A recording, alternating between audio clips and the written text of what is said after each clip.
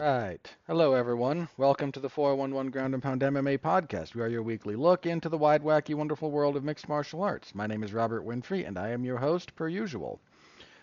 Let's see, what do we got tonight? Preview for UFC on ESPN 70. That'll be coming our way this Saturday.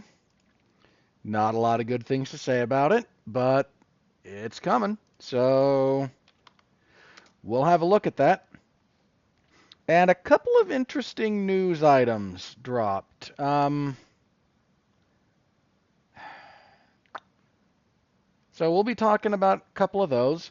One of them is like, there was a time I would have thought that was cool. And you know what? In fairness, there's still a degree to which it kind of is. But man, I don't know. We'll get to it. So a couple of news pieces worth talking about. Yeah, y'all know the drill pretty much here. So to all of my fellow Americans, happy moderate post 4th of July. It's a busy week for me and my family. I've got two birthdays this month, and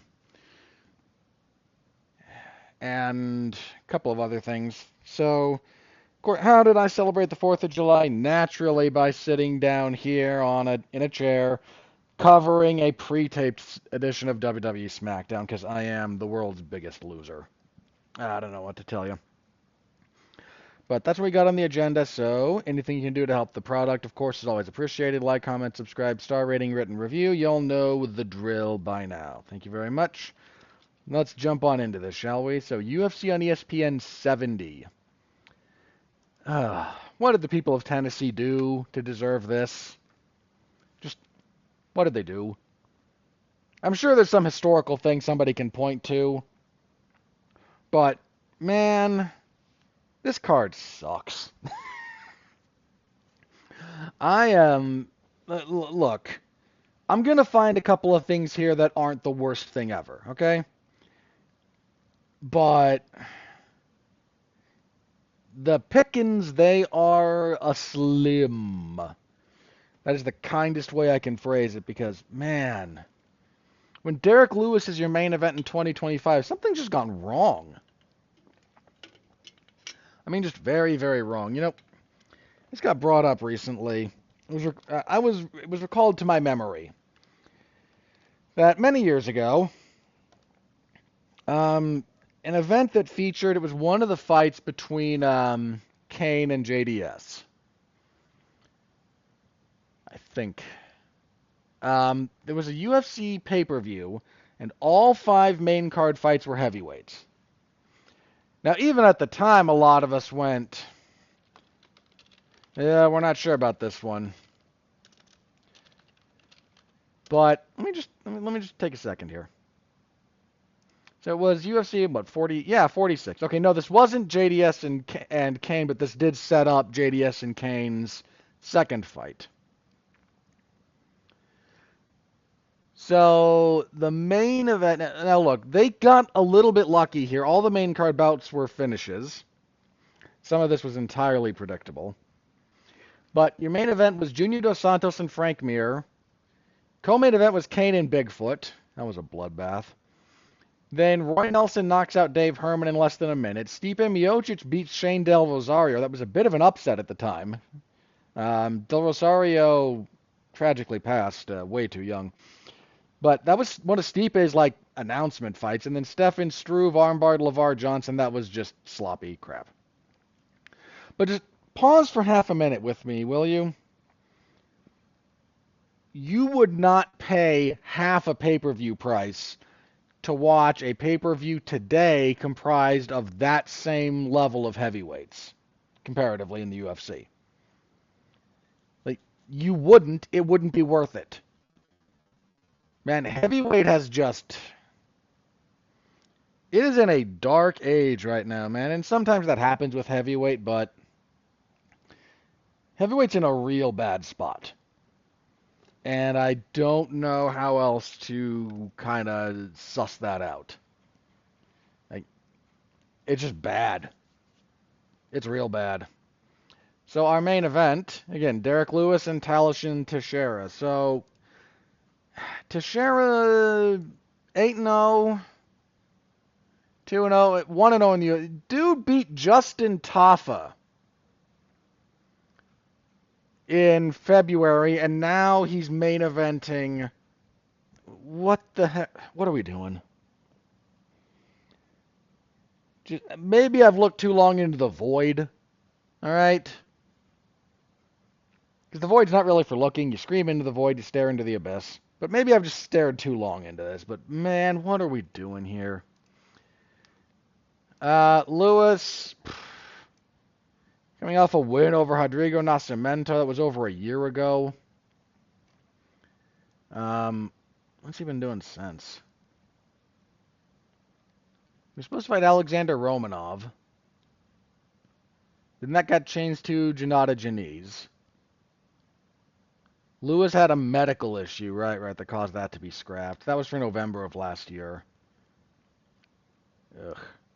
Man, Derek Lewis has been in the UFC since he lost, he won his first few. As he beat Jack May in 2014. He's still here.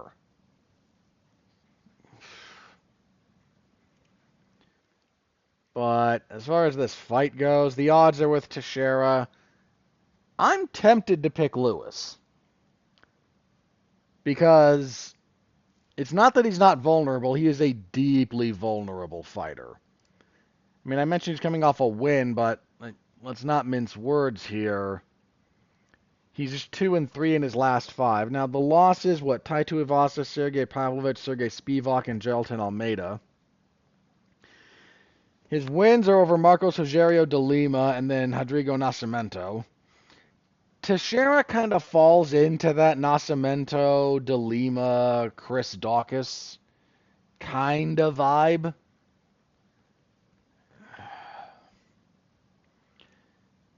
I'm going to go with the odds because I'm going to just trust that they at least kind of know what they're doing. But I'm going to asterisk this. I need to look at a couple of things. I need to find some of Teixeira's pre-UFC stuff and have a quick look through that because I'm not seeing it at the moment. But I'll go with the odds. That's all I got. But man, this is the kind of fight Derek Lewis tends to win. That's why I'm going to give this an asterisk. Because I need to see how I feel about that after a little bit more in-depth look. All right, co-main event, Stephen Thompson and Gabriel Bonfim. I don't know how to feel about this one. I like Stephen Thompson. I'm rooting for Stephen Thompson in this fight because, again, I like the guy. Bonfim, he's had a setback. 17-1. 4-1 in the UFC. Who was his loss? Right, Nicholas Dalby. Since then, he's beat Angelosa and Chaos Williams. He's getting a pretty decent step up in class here. Because Thompson, even though he's a little bit past it. I mean, I'm not trying to be offensive there, but the odds are like minus 400 on Bonfim. I wouldn't be that confident. This is a lot going to be about whether or not Thompson can adjust some of his normal game plan and style to some of his new realities as a 40-year-old. I don't like the odds being that wide.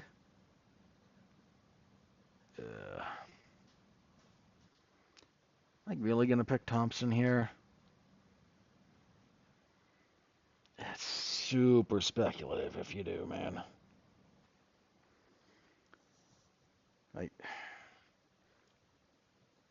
Okay, let me go with Bonfim. But I gotta double check the last couple of Stephen Thompson fights. I need to know if my memory of how washed he is matches the reality of how washed he's looked.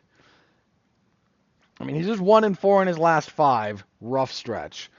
In fairness, those losses are to Gilbert Burns, Bilal Muhammad, Shavkat Rakhmonov, and Joaquin Buckley.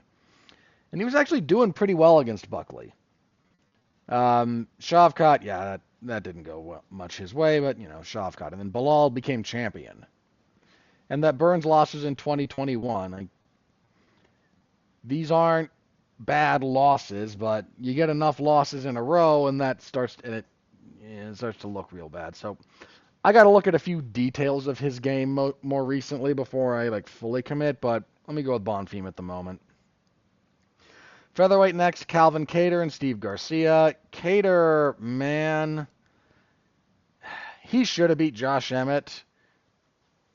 That loss to Max Holloway really did a number on him, and who could blame him? I mean, I know he rebounded by beating Giga and that Chikadze, that was okay. And I thought he won the Emmett fight. I really did. Those two took lumps out of each other. That's a brutal fight. The knee injury that he suffered against Arnold Allen was real unfortunate because he's only lost two more losses since then. Aljamain Sterling, he just looked real off in that fight. And then Yusuf Zalal, he has not been pulling the trigger a whole lot recently, has been his problem. And Steve Garcia, been around for a bit. Actually, his UFC debut dates back to 2020. He lost to Luis Pena, beat Charlie Ontiveros, who doesn't, lost to Mahashate, but he's been undefeated since then, 5 in a row, excuse me. Chase Hooper, Shailon Durdenbeke, Melquiel Costa. That was an impressive win. Seung-Woo Choi, and most recently Kyle Nelson.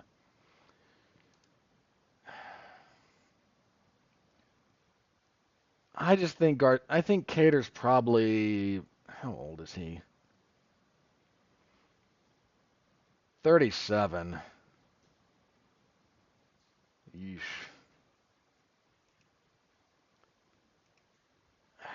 I think I'm going to go with Garcia. Odds are close. They're with Garcia. Yeah, I'm going with Garcia too. Look, unless Kattar has found his willingness to pull the trigger again, this is still a close fight, but he's just not looked himself his last couple of fights. Featherweight, okay, this will probably be fun. Nate Landwehr and Morgan Chartier. Jeez, I'm going to have to spell one of those out. That's just mean. So, Landwehr, Nate the Train, baby. He's from Tennessee, isn't he? Yeah, Clarksville, give or take. Coming off that loss to Duho Choi, that was kind of rough. Beat Jamal Emmers before that, was a good win. Lost to Dan Ige before that, no shame there. Dan Ige's still pretty good.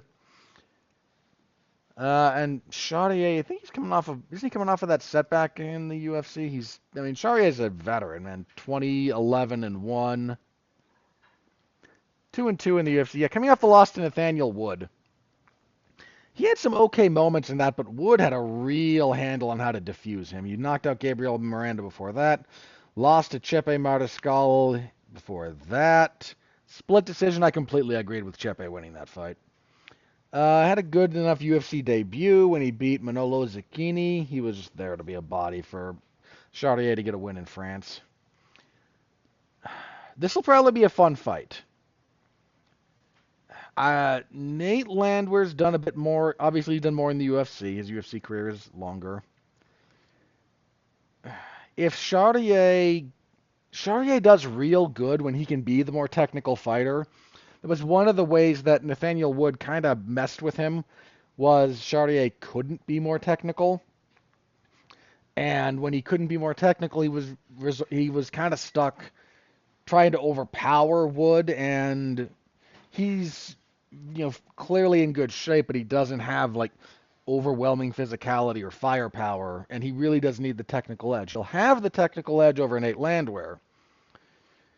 I think Chartier also has gone longer in fights, so Landwehr tends to fade a little bit. I say fade a little bit. He's got some later round finishes in his career because his opponent will dump too much into trying to finish him. But it's not like Landwehr is some cardio king who gets stronger over the course of the fight. He frequently just decays a little bit slower than his opponent. I'm going to go with Chartier, but that's a close one and not a bad fight, actually. I think that'll probably be fun. Speaking of not fun, next up, Vitor Petrino and Austin Lane at heavyweight because reasons. Petrino's on a two-fight losing streak. Getting tapped out by Anthony Smith in 2024 is a pretty damning indictment. Got knocked out by Dustin Jacoby after that. Austin Lane recently got like his first couple of UFC wins. Yeah, his UFC record is 1-3 with a no contest. He has a win over Rebellis de Spain, which he got by wrestling a guy who can't wrestle.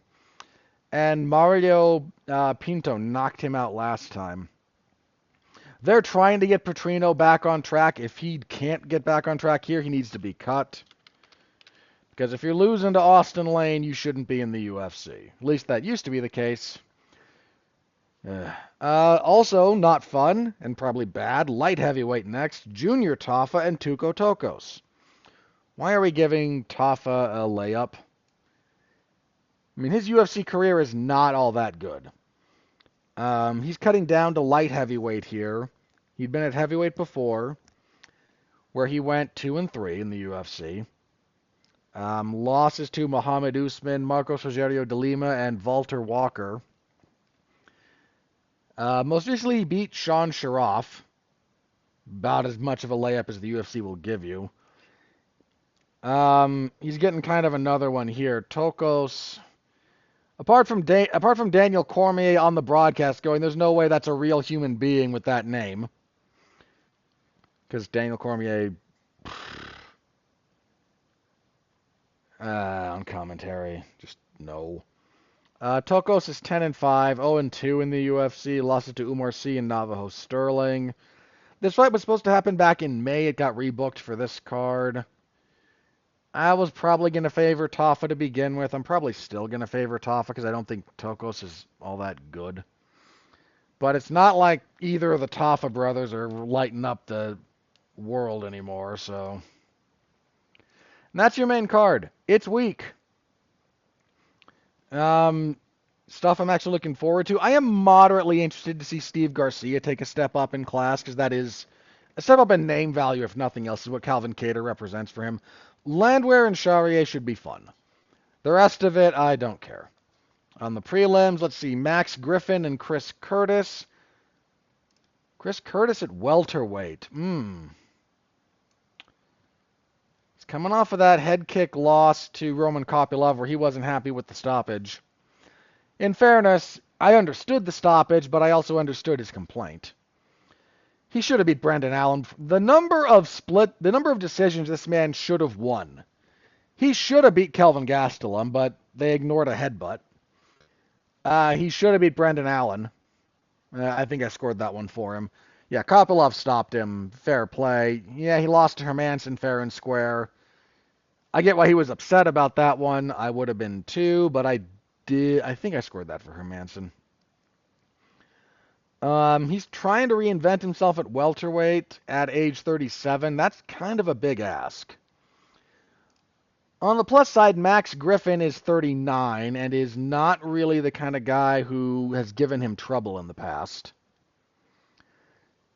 Griffin been trading some wins and losses recently. Lost to Neil Magny, split decision that I agreed he lost. Win over Tim Means, split decision I agreed he won, if memory serves. Lost to Michael Morales, beat Jeremiah Wells via split decision. That fight sucked. And most recently got choked out by Michael Chiesa. And that is a pretty damning indictment at this point in time. I got a soft spot for Chris Curtis. No problem picking him here. So I will be rocking with the action man. And I hope welterweight goes well for him. Yeah, the odds are pretty heavily with him. So good for him. All right, welterweight again up next. Jake Matthews and Chidi Njokuani. Jake Matthews has been in the UFC since 2014 and is only 30. He got into the UFC real young. 3-1 in his last four. Only losses to Michael Flowers, but the wins aren't exactly setting the world on fire. He also has a loss to Matthew Semmelsberger. That's a weird loss to have on your resume. I mean, he lost to Sean Brady, oh no. His most recent wins are over Phil Rowe and Francisco Prado. I don't know. Like, Matthews is, at his best, he's a really good fighter. But Njokuani at welterweight, he missed weight his last time out, but hopefully he's got that sorted. 3-0 since returning to welterweight. Beat Reese McKee, beat Jared Gooden, stopped Elizeu Zaleski dos Santos. I just don't know. I don't have a lot of confidence in Matthews, showing up and doing and turning in his best work on any given night. I'm going to go with Njokuani. He's also a big guy Matthews is not a small welterweight, but Njokuani is a pretty big guy for the weight class. Women's flyweight next. Lauren Murphy and Eduarda Mora. Who could possibly care? Murphy, 16-6. She wins decisions that she shouldn't. Coming off a loss to Jessica Andrade. She beat Miesha Tate before that. That was a fair win for her. She got obliterated by Valentina Shevchenko before that, but she had that win over Joanne Wood that she shouldn't have had. Win over Andrea Lee that she shouldn't have had. Like, there's several of those. I wasn't even sure she beat Barb Honchak. Anyway, Mora, by contrast. Well, that loss to Andrade was January of 23. Lauren Murphy has been out for a while. Let's see. Mora, 11-1.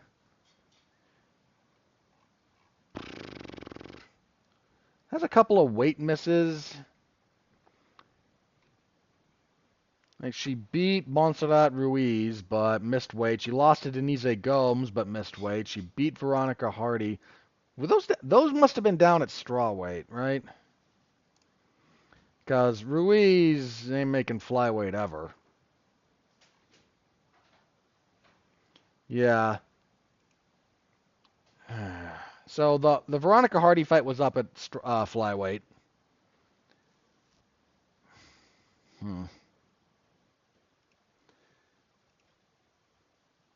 It's a little bit of a tough one. Where are the odds? Odds are pretty heavily with Mora. The layoff for Murphy is a big consideration. I wouldn't be comfortable holding odds that big because women's MMA and Mora is not exactly all that good. Heavyweights. God, why? There's 3 heavyweights and a light heavyweight fight on this card. What did we do?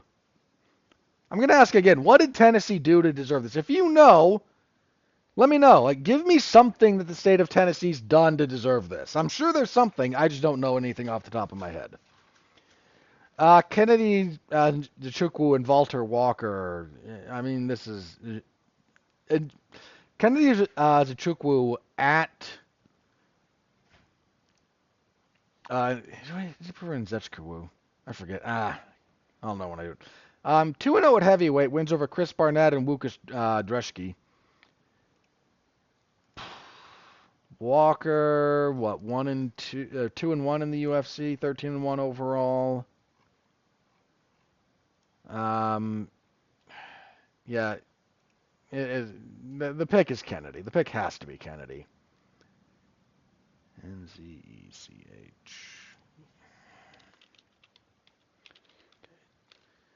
Yeah, I mean that's a fairly easy pick. Walter Walker is not terrible. Has not really been impressive. Lightweights, Mitch Ramirez and Mike Davis. Let's see, Davis, 32. Coming off a loss to Fares Ziam. Had a good winning streak going before that.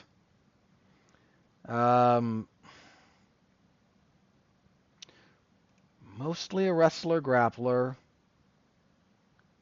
And Mr. Ramirez, 8-2. Lost his UFC debut to Thiago Moises. That was a rough fight. Feel like this is Davis. Yeah, wow. Odds are really with Davis. Another one I would not be comfortable holding those odds. Sheesh. And speaking of lopsided odds, Fatima Klein and Melissa Martinez, the odds are very, very, very heavily with Fatima Klein. Somewhat deservedly so. Look, Klein had a weird UFC debut where she fought up a weight class against Jasmine Jasdavicius. She got back to her natural weight class and ran over Victoria Dudakova. Martinez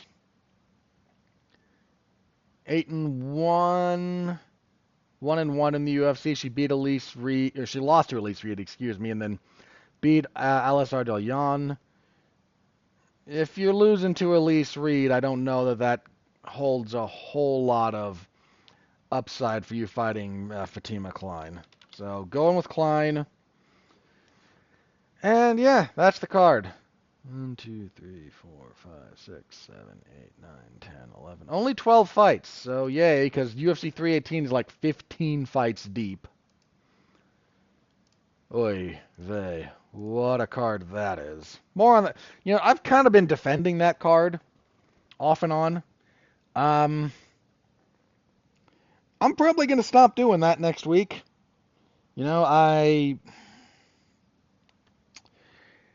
don't know. Look, man, the emotional attachment I have to Dustin Poirier in his last fight. Yeah, that's great. But I think I kind of went down the rest of that card and was like, here's a few things that are worth watching. And one of my brothers told me, yeah, those would be real good fight night cards. They're not real good pay-per-view bouts. And I kind of had to go, yeah, you're right. If something happens to Max or Dustin, God forbid, that money's not worth the paper it's printed on. That is not worth anything. I mean, it's worth whatever ESPN is paying for the event in general, but that is not a pay-per-view anymore. If anything happens to Max Holloway or Dustin Poirier that compromises that fight going forward, there is nothing pay-per-view quality left on that card to save it. So, all right. Anyway, full coverage as usual Saturday, MMAZona411mania.com. Stop by, say hello. Y'all know the drill at this point. Okay. So let's talk about the state of MMA. So this got released over on Uncrowned, the Yahoo Sports sub-bit here, done by John S. Nash, who does really good work. And he put forth the proposition that the UFC is booming, true, financially at least on the spreadsheet, but is MMA collapsing around it? That's a fair question to ask, and part of what he's talking about here is, and look, there is an artificial dip that happened to all of MMA in 2020 and 2021, right? Let's acknowledge it. COVID happened. I'm not here to debate the merits of responses or policies put in place by different governments or anything like the reality. Just talking about the reality, it happened. So, but you would think if it was purely artificial that things might have returned more towards normal. Well, MMA didn't. So the big stat that he's drawing from here is the number of total MMA bouts in any given year. Professional MMA bouts. Tapology, great website. I use it all the time. Tapology is dedicated to tracking every single official mixed martial art bouts that takes place around the world. So if we look at that, MMA bouts globally peaked in 2017 with 20,692.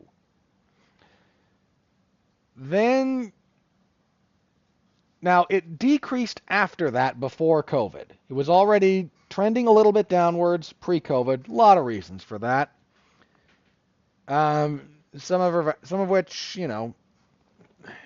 it fluctuates. Like even going up, there were some years when you had minor dips. Like that's a whole other thing. But the industry never really, not the UFC, the MMA ecosystem never really recovered In 2023, there were only 18,096 professional MMA bouts worldwide, and it's still decreased. Last year, 2024, 16,808.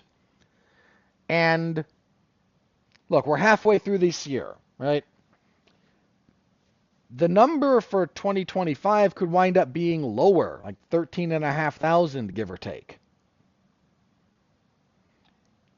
Like, that's not good. That's not a good thing. This gets even a little bit worse when you look at now. Some of this data is a little bit interesting because he also breaks this down by like the four biggest nations that are MMA kind of hotbeds. The United States, Brazil, Japan, and Russia are kind of the big four. All of those continue to kind of decline, except for Japan. Japan's different. Japan has a big culture around various combat sports, so it's kind of been inured to the ebbs and flows. It's pretty steady. Like, apart from the dip for COVID, um, the Japanese number, again, there's a little variance, but it's fairly steady across the board.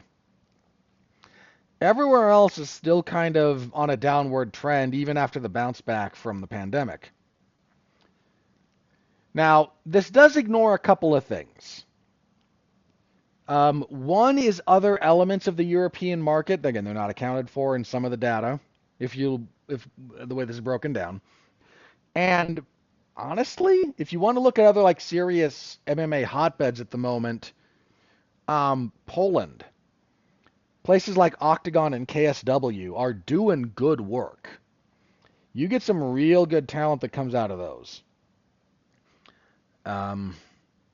I don't know how much I want to talk about ACA because that's a little bit dicier. Um, but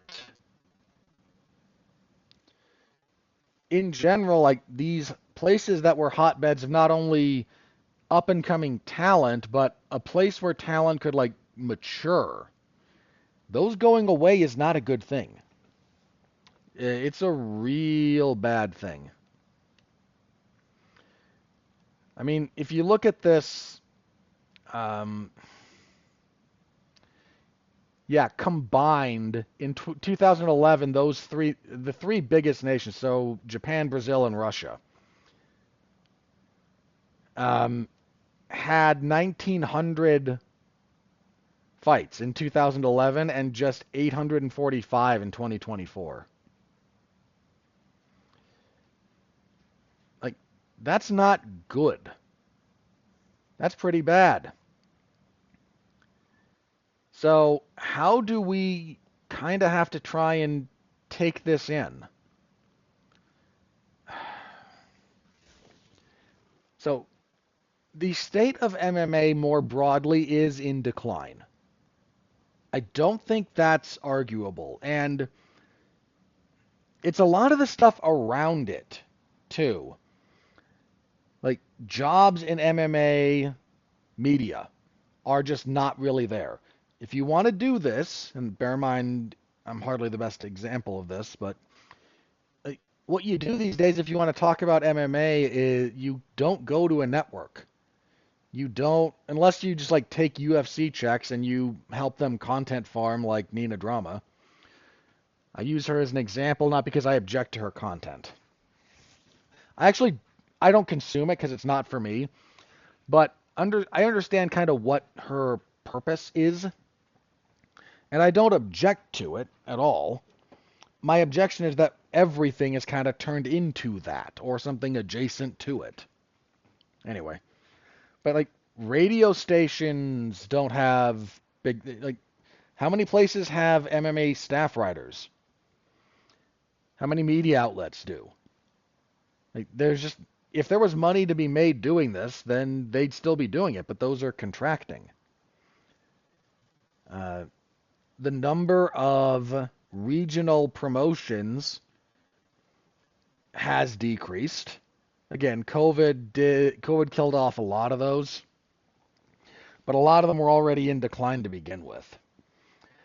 Anything approximating a competitor to the UFC, like barely is, man, Bellator's gone and nothing replaced it. PFL is still badly run.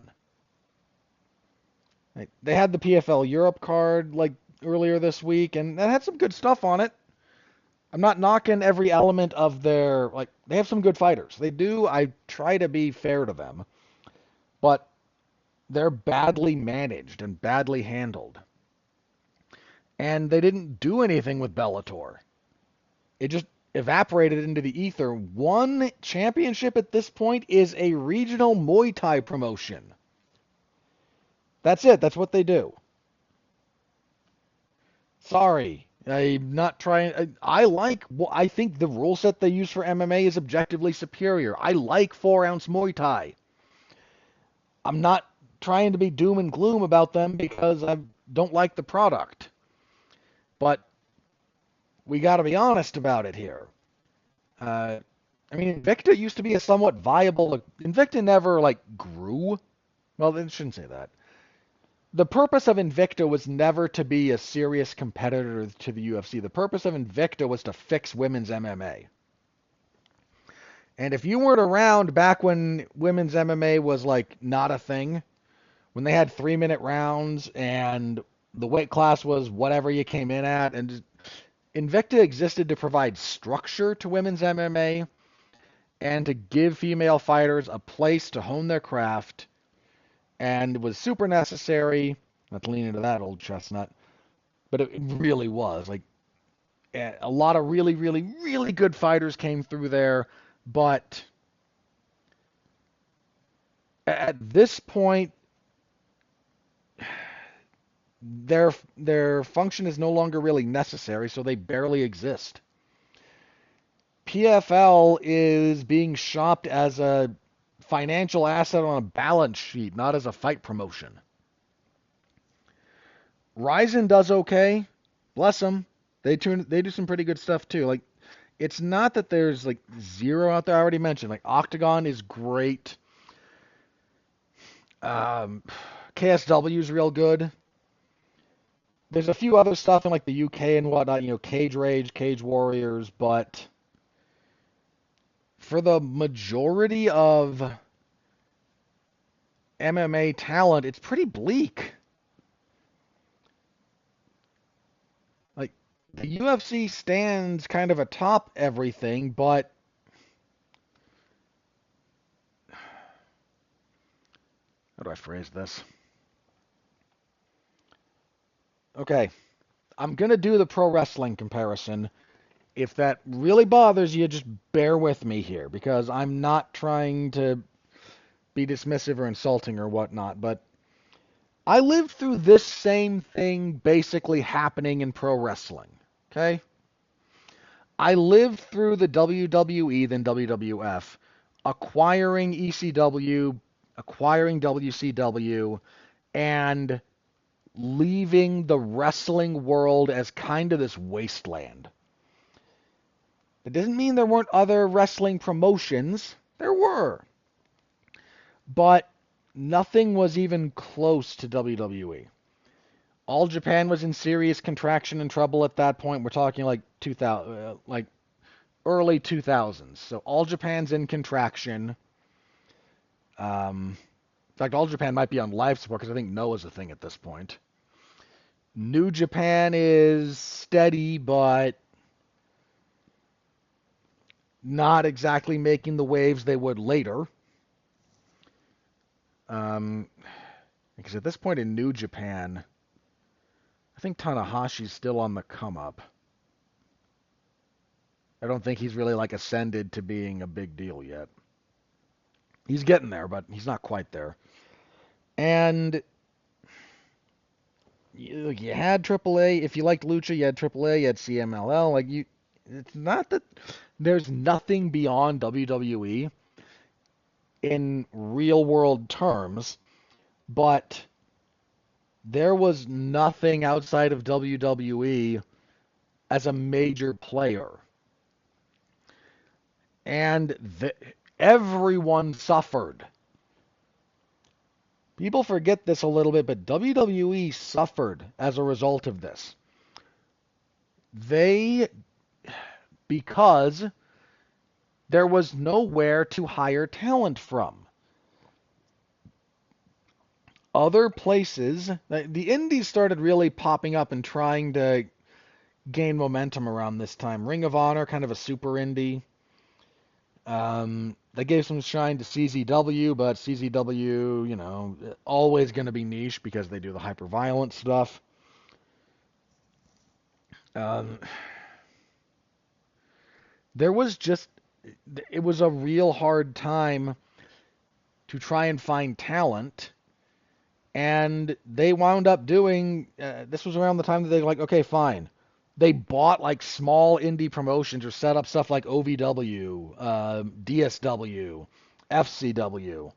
I mean, they moved to FCW, but like that's what they wound up having to do was just manufacture a small scale scene for the purposes of letting talent gain experience, gain ability, and figure out, who's going to be who.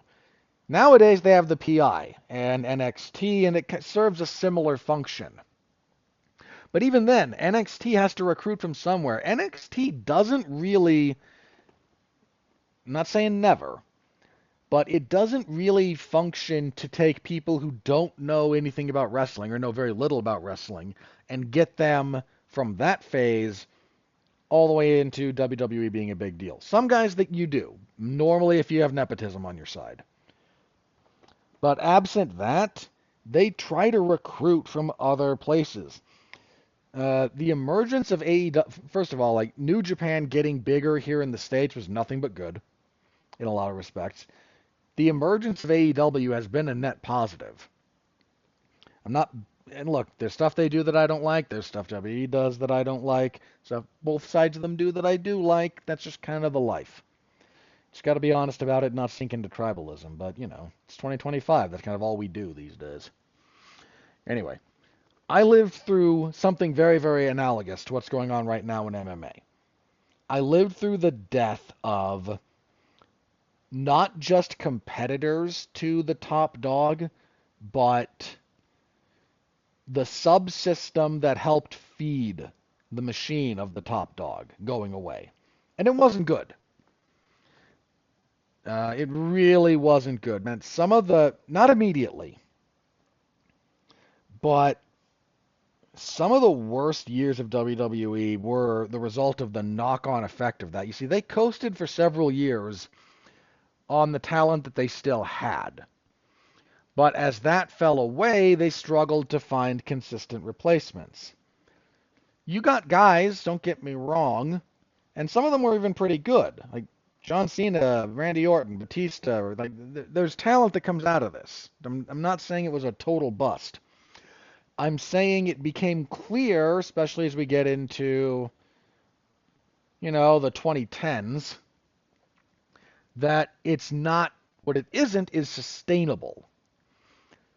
When they can't find talent to reliably perform, when that apparatus around them died, they suffered for it. That's what's going to happen with the UFC. The UFC does not exist to foster talent. The UFC is where you go when you're already pretty darn good and are ready to perform at about the highest level. And you grow into that, but you don't come into the UFC 0-0 unless you're a celebrity. You don't come in 0-1 unless you're a celebrity. You don't come in 0-2 unless you're Cain Velasquez and you literally can't get a fight because everyone else is running away from you. But those guys are super rare. This is not what you do in the UFC. And not getting seasoned guys or girls, like not getting seasoned fighters who are already not a fully realized product, but you've got to be like 90% of the way there. The last 10% the last 10% of your development is a huge deal. And it radically separates you from your contemporaries, and it bears the most fruit because we're dealing with a part in the sport where small adjustments have outsized reactions. Take a mediocre UFC fighter, slap him on the regional scene, and he tends to just run everybody over. Now, I don't mean guys who are like past their prime and get kicked out of the UFC. I mean, if you were to take a middle of the road UFC welterweight right now, put him in LFA. He's doing real well. He's probably going to win all those fights. Uh, ditto a lot of other organizations. But the loss of the ability to get talent that is already fostered, nurtured, experienced, and then arrives at the UFC most of the way to a finished product, that's a big loss that they will feel for a long time. I mean, when Dana says, we're going to double the number of Contender Series fights, like, they might have to change that whole thing's format.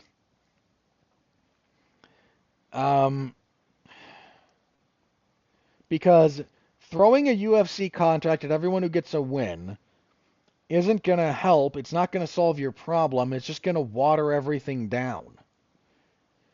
What the Contender Series might become is, seasonal.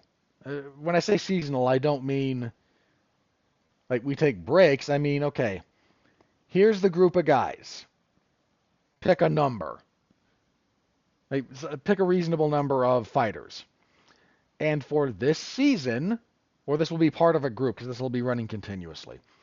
But this is the group, and you're going to fight each other kind of round robin style. So we're going to get a bunch of fights, and we're going to get you some more experience. And then at the end of that, then we'll pick a handful, and we'll pick a couple of the people we're most impressed with, who we think are UFC quality.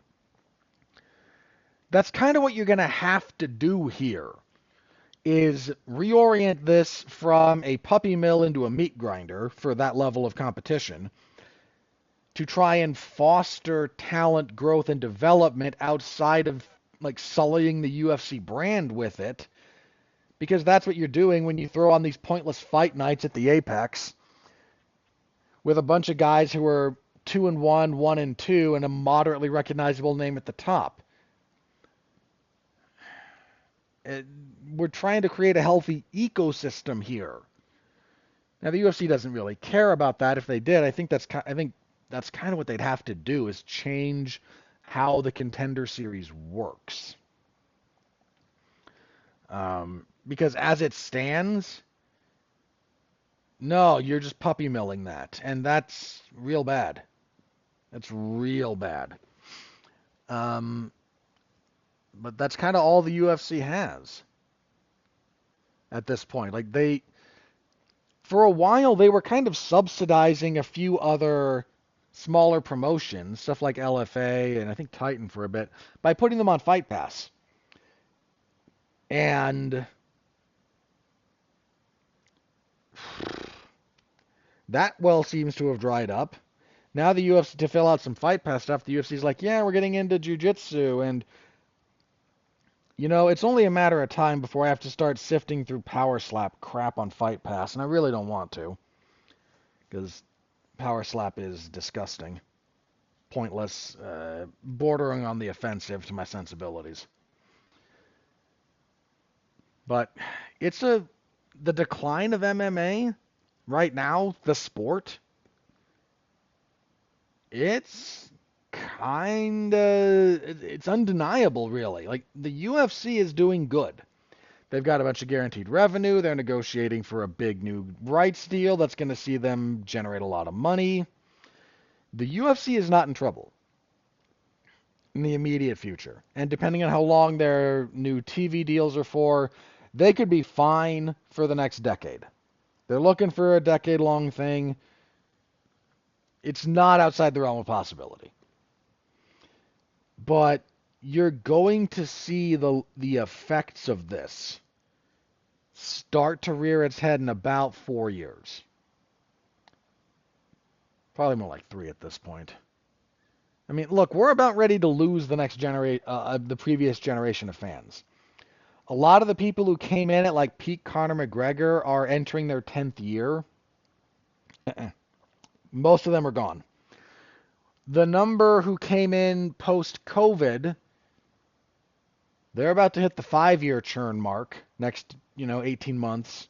They're going to start dropping off. It's what they do. That's how this works. That's how it has worked for the last ever in MMA. I mean, I've been around, man. I've been around for a while. Others have been around longer, but I've been around. I've been around for a long time. And I've seen how this goes. The problem is, like, the ecosystem that supported a lot of what the UFC did seems to be dwindling.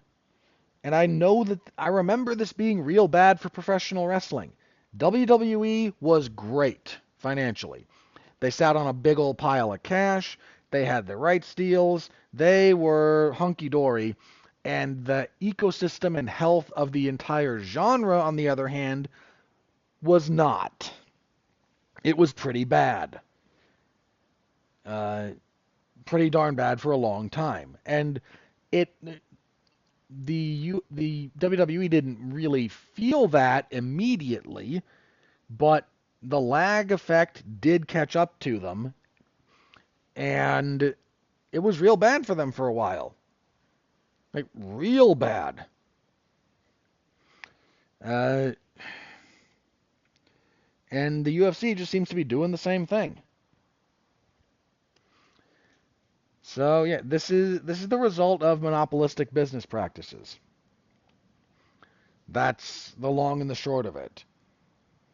And you can try and pretend that the UFC is not a monopsony, but by saying, look, PFL exists, yeah, so what?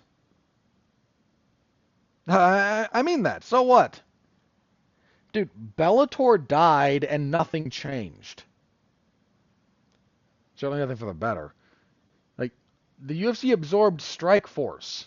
I remember this. And we felt that. Not in a good way, too. Like, yeah, we got a lot of talent in the UFC, and a bunch of those guys went on to be champions, and that's where Ronda Rousey came from. And UFC benefited. In a lot of ways, the sport benefited. But there was a hole left by Strikeforce. And Bellator tried to fill it, but, Bellator was still doing their tournament structure at that point. And, but Strikeforce had a footprint. Pride had a big old footprint. Bellator, by the time they died, like, the biggest stories that came out of that were PFL not being able to book Bellator fighters regularly because PFL's kind of badly run. But an important component of the MMA ecosystem died, and it was so inconsequential that we barely felt it. That's not good. None of that is good.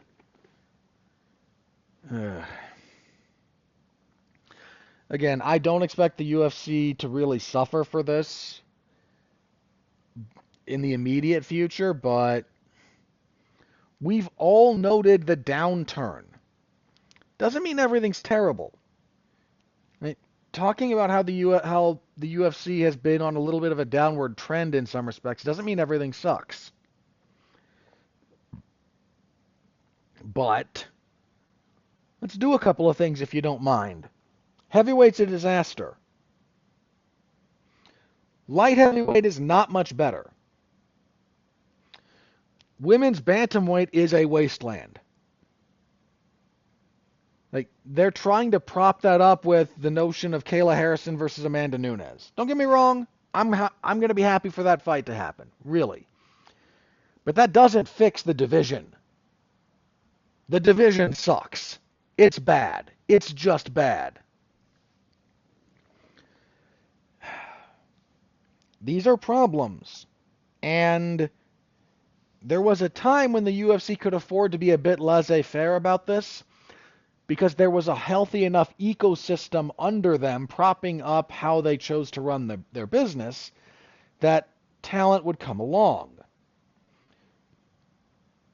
The supportive ecosystem going away means you have to start prospecting on your own aggressively.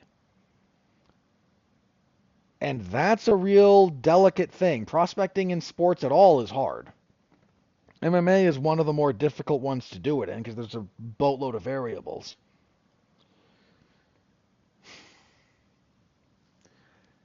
And that's not what the UFC is built for. That is not what the UFC business model and what the UFC structure is set up to do. It's just not. So unless they change it, this is going to have some serious consequences.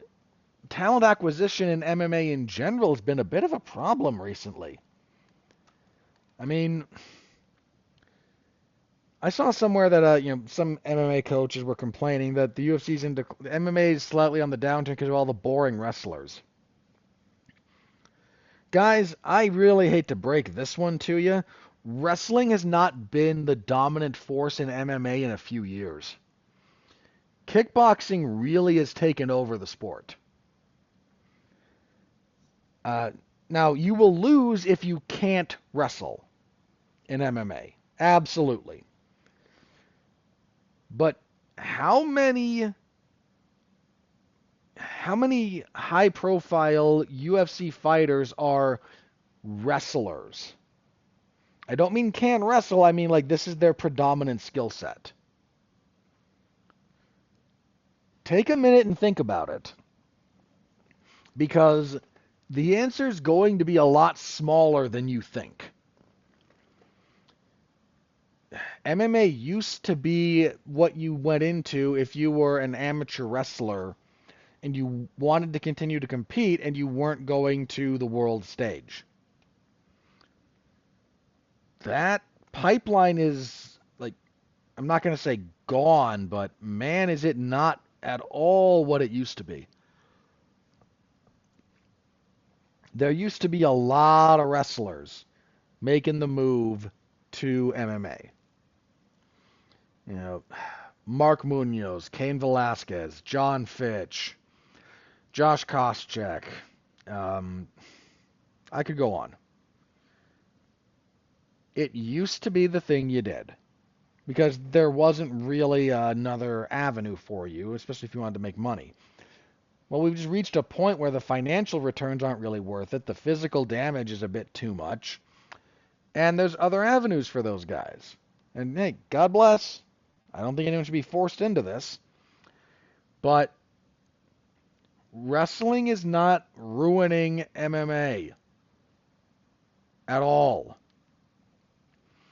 MMA is predominantly kickboxing at this point. Not exclusively. But look at the majority of MMA fights and look at how much time in them is spent striking, especially at distance, versus clinching, versus wrestling. And striking is the predominant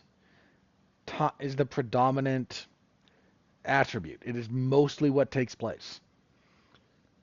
Don't blame this on wrestlers. If I thought they were if I thought wrestling was a problem, I'd be saying it.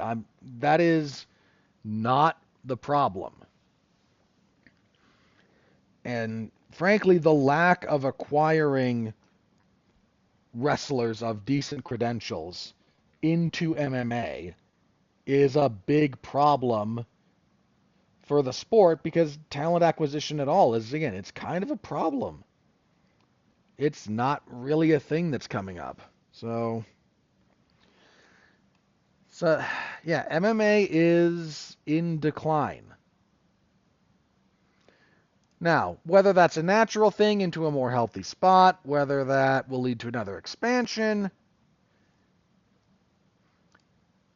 who knows? I'm just making an observation about the state of things right now.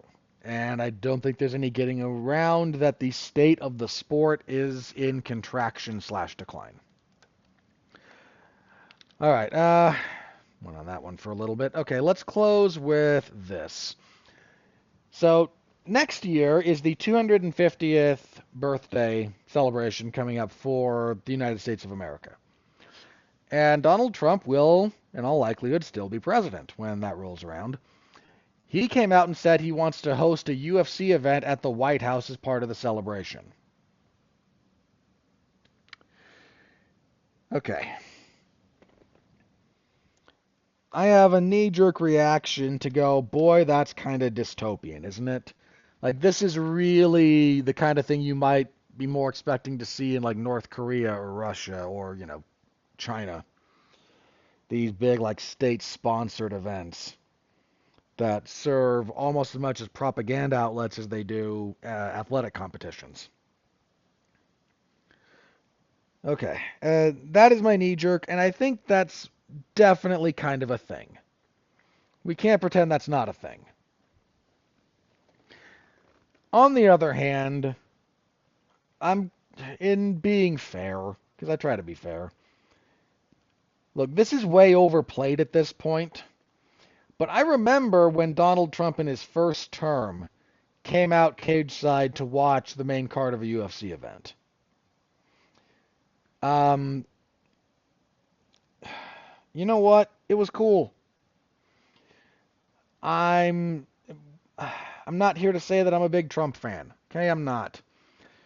But man, I was here when this whole thing was not legal in all 50 states, and I don't just mean New York being a weird holdout. I mean, I remember different states sanctioning MMA for the first time. A lot of them. That's how long I've been here. And that moment when Donald Trump came out as the sitting president to watch MMA, it was in New York City. I I needed a minute. Like, it was genuinely cool and kind of moving in some respects to recall all the fights, all the struggles, all the effort to get this thing recognized, and going from something that was nearly dead in the United States to the president sitting cage side to watch it. I That's movie stuff, man. That really is movie stuff. And again, I'm not here to advocate for Donald Trump as president. I try to be as fair to him as I am to every other president. The stuff he does I like, the stuff he does I don't, whatever. And there's a part of me that just thinks, holding an event at the White House is kind of cool. And it is also kind of dystopian. Yes, it can be both. It's weird, but I think it can be both. And I don't know if that will actually go through. Everyone kind of seems on board at the moment. Michael Chandler and Conor McGregor are saying maybe we'll finally fight over there. It's weird that we picked the first time in over 20 years that there's not an American champion to hold an event at the White House. And frankly, I don't expect that to change between now and the next year when that'll happen. Um, I don't know. It might. American male, because Kayla Harrison's champion, so gotta give Kayla the respect. But there's not a male UFC American champion. So I don't know. That is just one of those bizarre things that I think will be bizarre, that we'll have to parse out if/when it happens. And I'm not gonna lie that, again, some of that like makes me go, oh boy, I don't like some of that. There's a part of me that also kind of goes, you know what, that's kind of cool. And I'm just not gonna lie about the fact that there's part of me that goes, you know what, that's kind of cool. And I'd like to think that would be my reaction no matter who's in the White House. That, you know what, getting to fight professionally, like on the White House grounds, to hold an event there, I get that there's a propagandistic element to it. I really do. And I am not trying to ignore that. I also just think, you know what, we can acknowledge that that's kind of a cool thing to do. Um, I don't know. Maybe I'm being the victim of too much propaganda at that point, but I don't know. I can only be honest with you guys. And maybe I will feel very, very differently if it rolls around. But that's where we are. That's where I am. And that was kind of news that I thought was worth talking about. So, okay. That's all I've got written down here. So, let me check the old social medias. If there's nothing new there, we will do plugs and then get out of here. Okay, nope, nothing new there. So plugs. I mentioned last week there was a review of Megan 2.0, which I did not care for at all, and Mark and I spent most of the time. I spent most of that podcast encouraging Mark to rant about breakfast sandwiches because that was more entertaining than the movie. This week we will be reviewing Jurassic World Rebirth. Why? I don't know. Look, I'll yell about it when we review it. So tune in for that. We have a guest on that, or is that just me and Mark? Hang on. I want to say it's just the two of us, but yeah, it is. Okay. Just the two of us. Yeah, we'll figure that out, and man, July is not going to be a good month for movies. I'm not looking forward to this. I'm actually not looking forward to Superman. That one might surprise me. I don't care about trying to reboot I Know What You Did Last Summer. I don't have nostalgia for that property, and I think the Fantastic Four looks like crap. So that's where we are. But we'll be reviewing that on Damn You Hollywood. Friday, WWE SmackDown per usual. At least it's back to 2 hours, so you know that. And Saturday, UFC on ESPN 70. So tune in for any and all of that. Y'all know where to find me. Next week, review of UFC on ESPN 70 and a preview of UFC 318. It's barely a pay-per-view. Seriously. Um, there's nothing pay-per-view quality about that except for the main event. I've been talked into that. There's stuff I'm kind of interested in. I don't hate Kevin Holland and Daniel Rodriguez. I'm kind of interested in Kopylov and Costa. I usually like Daniel Zellhuber fights, and he's on that. So it's not that there's nothing positive. It's that there's nothing pay-per-view quality apart from Holloway and Poirier. So yeah, preview next week. So tune in for that. All right, that's it for me for this week. Thank you all very much for tuning in. I appreciate you. Stay safe out there, especially since the weather, depending on where you are, seems to be going nuts. But yeah, see you next time. Until then, continue to be well, be safe, and behave.